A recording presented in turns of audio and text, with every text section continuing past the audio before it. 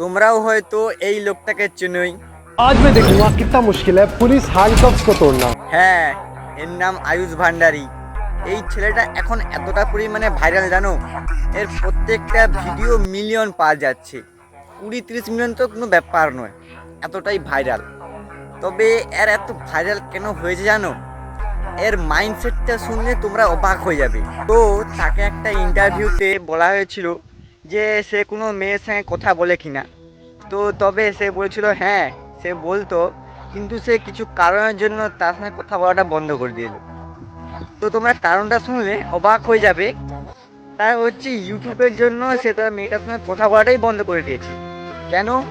সে যে প্রত্যেক দিন 1-2 ঘন্টা তার সঙ্গে কথা বলতো এবং কখনো কখনো মানে দেখা করতেও গেত। তো সেই সময়টা না দিয়ে সেই ইউটিউবে দেওয়ার জন্য সে মেয়েটাকে ছেড়ে দিয়েছে। এইটা ছিল তার মাইন্ডসেট।